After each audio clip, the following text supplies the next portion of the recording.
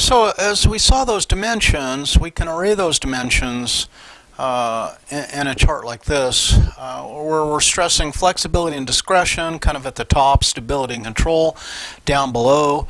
And then are we internally focused and in terms of integrating, or are we externally focused in terms of differentiation? We can return to the idea of instrumental versus terminal values. So let's take, for example, the clan, and that's clan with a C, not with a K, right? What is the thrust? What is the defining quality? It's collaboration. So between the flexibility and discretion, but internal focus and integration is we're taking people and we're using them together, we're forming a clan, we're encouraging collaboration. Now the means, these are the instrumental values. So what do we value? We value things like cohesion, we value participation, we value communication, and we value empowering people, right? Now the terminal values, that's the ends, right? Means and ends, right? Is morale, hopefully elevated morale, highly developed people, and people who are committed to the organization's values. Let's go over across the top to the adhocracy. What's the deal here? Well, we're looking at flexibility and we're looking at external focus. So, create becomes the buzzword, the thrust. Means, what do we value instrumentally? Adaptability, creativity, agility. Right? And what are the ends? Through those instrumental values, we hope to achieve the end values of innovation, growth, and cutting-edge output. So we can just go around now. Let's go down here. Hierarchy. What's the thrust? It's about control. And we have a hierarchy that maintains control. Military organizations, police departments would in fact kind of be hierarchy type organizations. Control. But many manufacturing facilities might be the same. And you can see, because what do we value instrumentally? Capable processes, consistency, process control, measurement, very Deming-like, if you will. And what are the ends? Efficiency, timeliness, smooth functioning, right? And then let's go across. Market, the thrust is to compete. Means, customer focus, that's what's valued. Productivity, enhancing competitiveness. What are the ends? Larger market share, greater profitability, and achieving our goals. Now, businesses don't typically fit into one box or another. They might have a foot in a couple boxes. The paper mill, typically, what are we looking at? Something that typifies a combination of both of those lower quadrants. Okay? So we can see how that might work. How does culture get embedded into organizations? Well, it can be through mission statements of organizational philosophy, and that's why we attended to that stuff in the beginning of the class, right? It could be visions, values. What are the materials used for recruiting, selection, and socialization? Okay. Design of physical space, work environments, and buildings. This embeds a culture. So Ohio State, when they built the psychology building, really saw it as desirable to increase collaboration. So what did they do? Lazenby Hall, psychology building, we have walkthroughs. We have those covered walkways right at the second and third floor to facilitate the movement between buildings, which is metaphoric for the movement between ideas between areas of psychology. Right? So that's attempting to develop a collaborative culture through the manipulation of physical space. Sayings, acronyms, slogans, these are things that embed culture in an organization. Right? I mean, one of the cultural dictates when I was at Louisiana Pacific, the lumber mill was, everyone has to wear a hard hat, right? When you're out, that's what you wear a hard hat. And it had LP, these insignia for Louisiana Pacific, and that had this little statement, yes we can. And it's like, yes we can. Yes we can, right? Very Rosie the Riveter kind of style. Yes we can. The problem was when John Woods came in as manager, he kind of trashed the place, destroyed the rapport with the workers, etc. And pretty soon, if you look around at everyone's hard hat, half the people in the mill have scratched out, yes we can. I mean, physically took a knife and scratched that printing off their hard hat. Woods ignored it, and I don't know that I agree with that. Like we talked about earlier, the devil's in the details, and I think if I saw a bunch of people walking around with hard hats with the company slogan scratched off, I would take that as a conversation opener. Hey, I noticed that your hat no longer says yes we can. What's up with that? What's going on? Talk to me. Tell me what's going on with that. Right? And you have that conversation, and once you have that conversation, you hear people out, and you begin to rebuild rapport. One more step that comes after that, and say, well, I'm glad we had this talk. Oh, one more thing. Here's your new hard hat. I'll take the old one, please, and let's see if we can keep yes we can intact, huh? Because I don't want to allow the culture to erode, even in these very small ways. Right? You got to pay attention to this stuff because it's important. Deliberate role modeling. Training programs, teaching, coaching by managers and supervisors. What's emphasized? And that tells people a lot about the culture. What do we reward? So explicit rewards are status symbols, promotion criteria, what moves people up the ladder. And that's what people are going to pay attention to. As Pat Kerrigan reminded us in the General Motors parts plant video with Tom Peters, was people tend to do what they're rewarded for. Now, she's a psychologist and she understands that, right? We'll talk more about this in a subsequent lecture. Stories, legends, myths about key people within the organization and events become all important. This is the way we transmit what's acceptable or not acceptable in kind of a narrative fashion. So in the organizational activities, process, outcome, leader pay attention to what they measure and what they control. This is what people will determine is important. Leaders' reactions to critical incidents.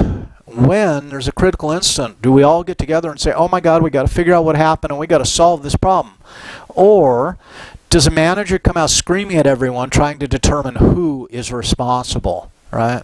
And again, we return to Deming. Are we employing systems thinking or are we employing accuse some person?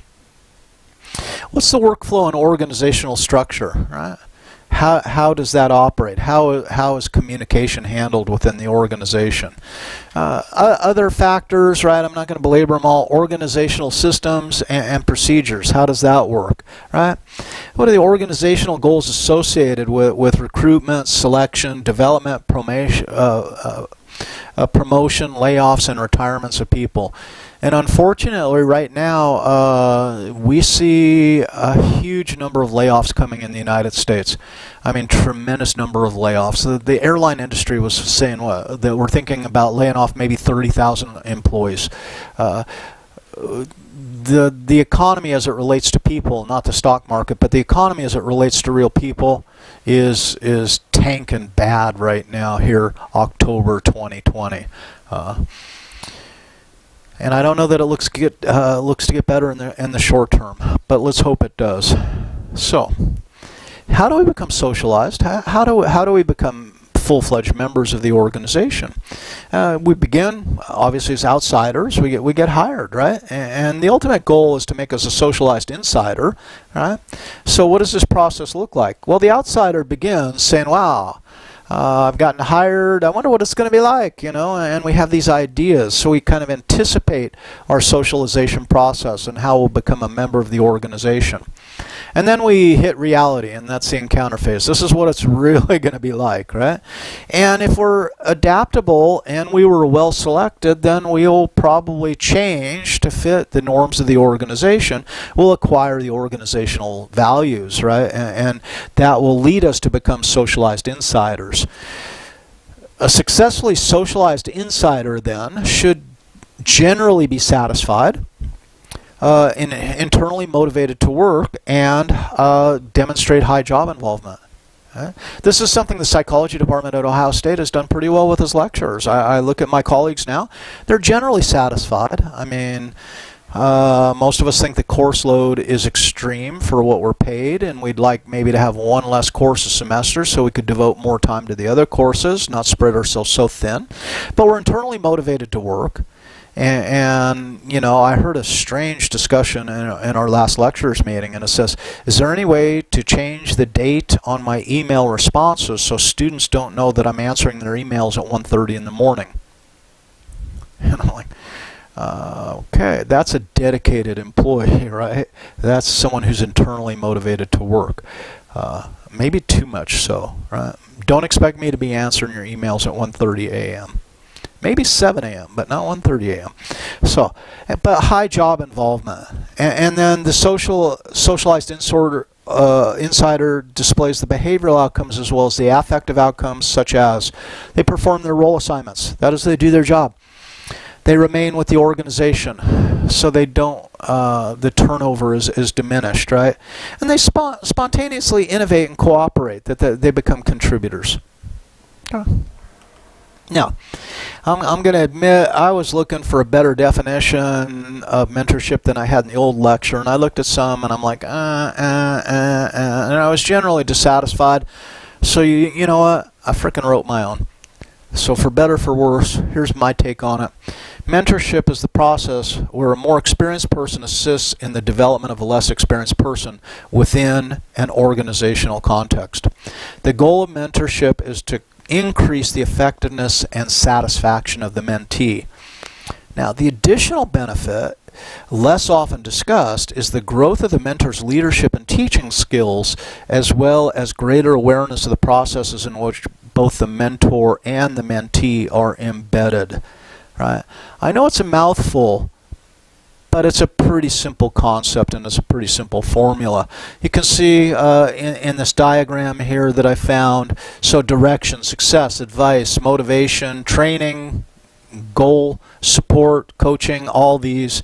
And what are the benefits then of mentoring? Well, transmission of organizational values from the mentor to the mentee. Socialization and membership. So these are important aspects, that you meet people. And so the career functions that play out as a result of this is the sponsorship, that your ideas might be supported. You gain exposure and visibility because your mentor introduces you to people. Coaching, right, on your performance and maybe in the options that you want to avail yourself of in the organization. Mentors can protect you. Sometimes workplaces are relatively hostile and competitive. Yeah, maybe you don't believe me, right? But they can offer you shielding and protection. And they can find and or offer you challenging assignments to give you the opportunity to show what you're made of, right? Now, psychological functioning, role modeling, how to behave within the organization, right? Acceptance and confirmation is something your mentor can demonstrate to you. Yes, you're a member, and I can confirm that. Counseling, that is, they can help you through the rough spots. Friendship, and it can be that straightforward. Okay. Further benefits, upward transmission of new ideas and values. So you have a good idea. If you've got a strong mentor within the organization, they can help you then propose and garner the resources to make it happen. Development of leadership and management skills, right? Because you are, as a mentor, doing this, but as a mentee, probably picking up on it as well. And this can all lead to increased satisfaction for both the mentor, finding additional meaning in what they do, providing for the future, and increased employee satisfaction. So here's a little graphic, right, that you can take for what it is, but I want to discuss the homework assignment with you. Steps for improving a culture. So in Carmen, the assignment's fleshed out in Carmen, and you can see that there's an article about the toxic culture at Uber. So read that article if you would, please. And what is the problem? So now we're going to describe the problem, and this is kind of the first step of needs assessment, right? Is there a need? What is the problem? So we're going to do that first. I'm going to follow that pattern. What have we learned so far that would help us to know if there's a problem? And we've discussed that in previous lectures. And what have we learned so far if we have effectively addressed it? So we're going to take on this as well. So, and I envision this assignment, you can respond to these points directly just in the assignment. Let's not be fancy or prosaic. Let's just do, paragraph answers, if you will, or a couple sentence answers, whatever effectively answers the question. In the accompanying article, or chosen example, and what I've spelled out there, I've left you an option. You can use the article as the basis for answering all these questions. But if someone on your team has a real world experience and you would rather use that about an organization in which one of you has been embedded, I'm okay with that. But here's the caveat. If you don't want to use the article and you want to use a different example, right, I want you to check with me first and pitch it to me, propose the example to me. Let's make sure that it's a workable example and it's going to be okay for the assignment and not cause you any grief down the road. So I can run interference for you, kind of like a mentor would, right? Okay. So in the accompanying article, right, who is negatively affected by the culture problem? And we need to identify who are the victims of this issue, right? How are they affected? To what degree? What are the consequences, both actual and potential? Right? And in this, I want to hear 2 actual consequences and a potential consequence that maybe someone has not yet suggested. Okay? So we move through multiple points, right? I think 6 in all for this assignment. Is the problem also a source of benefit? And I think one of the most critical things to do is if we see a problem in an organization, almost always there's someone who's benefiting by the maintenance of that problem. Someone is, if there's a sexual harassment problem, who is benefiting? The harasser, right? Now all the harassees, the rank and file, are suffering for it, but there's usually someone in a position of power who is in fact gaining as a result of this, right? So how so? Pros and cons to maintaining the status quo. There might be a good argument for maintaining the status quo. Just one of each there, please. And you know how fond I am of pros and cons as a core process in critical thinking. Are folks affected differently? This simple question, just check the box, yes or no, right? But then I want you to explain, right? Consider how important it is to identify who benefits, and then, is this on the basis of position? So is it a hierarchical thing? Is it a gender thing? Is it an ethnicity thing? Is it a religiosity thing? Or whatever else, right?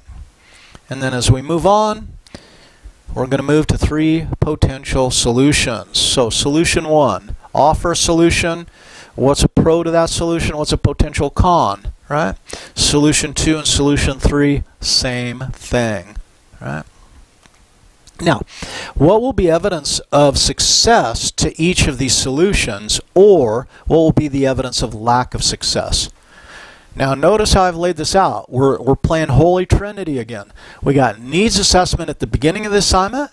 We got program design in the middle of the assignment. And finally, question 5 is essentially program evaluation. What will success look like, or what will lack of success look like?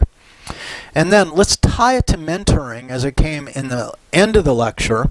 That is, if we want to think in terms of transformative leadership, right? Transformational leadership, what components of a modeling mentorship process might be effective in moving the culture in the desired direction? Let's offer up 3 of those, please. Okay, so if you have further questions on this assignment, come on to our synchronous live session. Let's discuss. I'd actually like to see more people showing up and more people discussing these ideas. Kind of give us more of a classroom feel, even though we are not in the classroom, or in the classroom of life, if you will. I know. Oh, isn't that a cute cliche? All right, so let's call it good for today. Let's say adios to Digby. We lost Digby last year. I'm still sad about the loss of Digby, and I imagine I'll probably be sad about the loss of Digby the rest of my life. He was a good, loyal companion. He was the best friend to all the cats, and all the cats just loved him. There he is, proudly surveying his backyard, his domain. Just a cool friend. So, enjoying the new porch that we built. So, you guys have a great day, and any questions about that assignment, let's get to discussing them, and hopefully discuss them as a group so we can learn from each other. Later.